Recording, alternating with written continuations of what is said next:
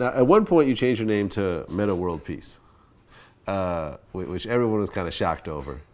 Yeah. Why Metta World Peace? Metta World Peace is a great name. Buddhist. I grew up a Baptist in the Baptist church, but as you get older, things change in your life, and so I'm really adjusted to the Buddhism way of thinking. So you're a Buddhist? I'm not Buddhist, but I definitely I meditate a lot. I'm really into it. Because it means loving kindness and friendliness towards all? Absolutely. Absolutely. Things you don't learn when you're younger in the hood. And the hood is like pop anything and all. But because you're considered one of the most aggressive players out there. So yeah. to take one of the most aggressive guys in a very high impact sport, and to say loving kindness and friendliness towards all, I mean, because you're not really friendly with the other team when you're trying to beat them. Absolutely not. You're trying to win. But what happens is in the media, when you're selling something, you're gonna do anything you can to sell it. And the media is very, they can manipulate anybody. And basketball is a game. How we grew up playing.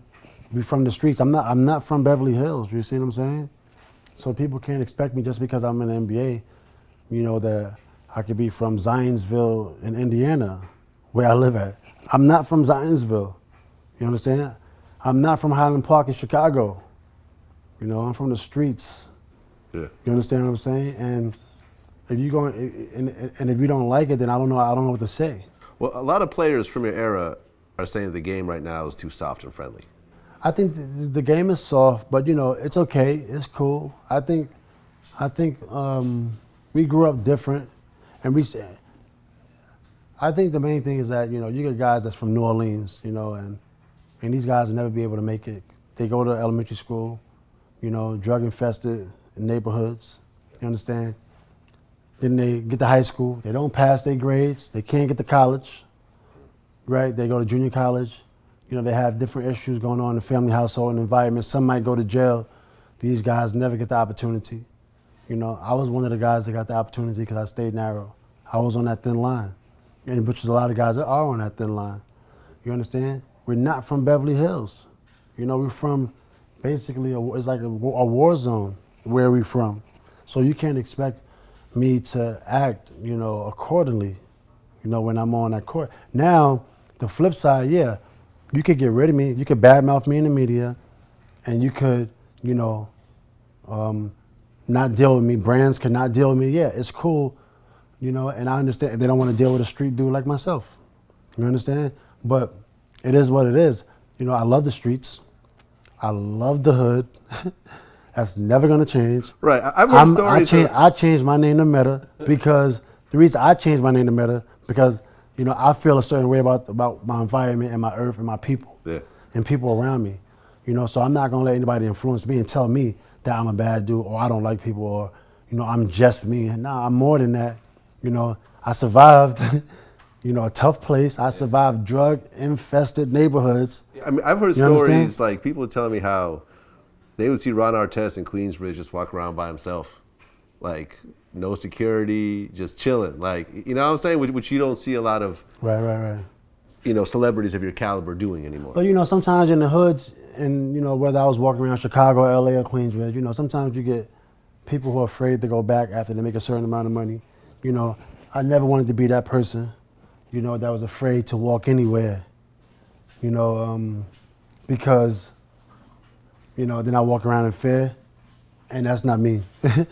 You understand? But I have a lot of great friends in my neighborhood, people that's in jail right now, people that's still in the neighborhood, people that, but at the same time, we all grew up the same way,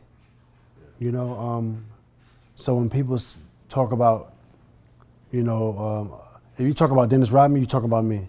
You talk about somebody in jail, you talk about me. You talk about me, you talk about somebody else, right? We all grew up the same way in the struggle. I remember, did you see the Nas, I think, Illmatic documentary that just came out? Yeah. Remember when they opened up, there was the insert that had Nas with like the Henny bottle with all his friends in the picture, and they were like, this guy's dead, this guy's doing life, this guy's dead, this guy just did 20, this guy's dead, this guy's dead. And it was like literally like every single person in the picture was fucked up. Yeah, that's how it except is. Except for Nas and Jungle, pretty much. That's how it is. Yeah. That's exactly how it is. But people don't understand that. I can't go to Coca-Cola and say, listen, I want to endorse Coca-Cola, but listen, my boy, he just went to jail for 10 years, and that's my man, and he always gonna be my man. You understand what I'm saying? Coca-Cola. They don't want to hear that. Yeah. Nah, they don't want to hear that. And I can't go to State Farm and be like, yeah, I want to do a State Farm commercial, but listen, I'm from the streets. I'm always represent the hood. I'm ghetto, and it is what it is. You see what I'm saying? Now I could switch up I could have, came into the league a little different, but I never wanted to forget where I'm from. I didn't want to totally change. Now, Metta World Peace, yeah, that's a little different. That's me. I feel like that. But at the same time, I still love where I'm from. You understand? Do you think that the Pacers-Pistons brawl that happened, do you think that always kind of haunts you when it comes to endorsements and that type of thing? Well, I mean, the Pacers-Pistons brawl, yeah, it can haunt me when it comes to endorsements or different corporate opportunities. But that's a part of me. Somebody did something to me. I reacted, I can't change who I am. Yeah. I can't change the fact that, I had to grow up in survival mode. And then when I get older, if you put me in a situation where I got to survive, I will. It was a time, it happened. It was something that you wish it didn't happen because you lost a lot of money, but you put yourself in a situation, anybody put themselves in a situation, they probably would have done the same thing. It was unfortunate. But what do you think really triggered it going over the top the way it did? Because fights happen. What do you think triggered it? I don't know. I don't know. I don't know either. If you don't know, I don't know. If you don't know, I don't know. If you don't know, I don't know. Right, because then even the fans started getting involved in it and everything. It was. If nobody knows what happened, then I don't know what happened. I ain't gonna lie. Sure. Yeah. No, I feel you. You had talked about at one point in an interview that you used to drink Hennessy during halftime. I mean, when I was young, I used to do wild stuff. Things that I don't recommend. I had one moment where I was like spiraling down. And that too many things going on in my life. And that was part of it? And part of it, yeah. I think I was, before the game, I kind of took a sip of some things, but it was a part of my life where, things were spiraling downwards. And it wasn't that bad. Nothing was spiraling downwards. Just mentally, I wasn't strong mentally. Everything just got to me as a 19-year-old kid.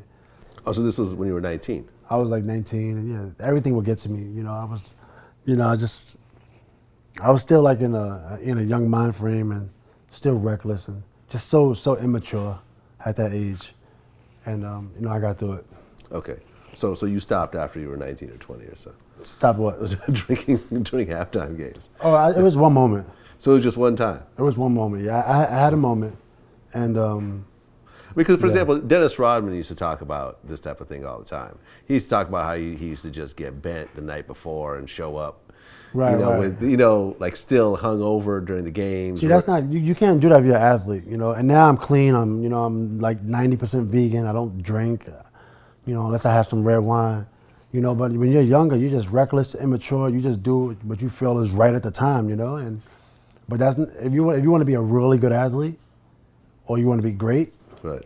I don't recommend you have that lifestyle. Right. I don't recommend you drink at all, ever. Right, because like Kobe, I heard, has never drank. Well, Kobe's, he's great.